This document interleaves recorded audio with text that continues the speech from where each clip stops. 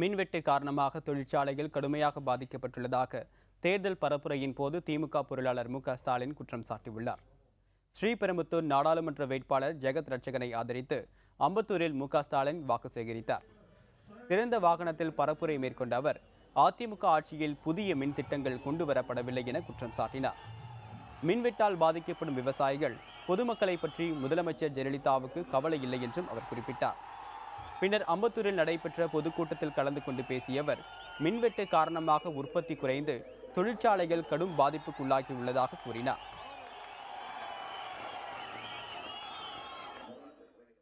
தொழிற்பேட்டை நகரம் என்பது எல்லோருக்கும் நன்றாக தெரியும்.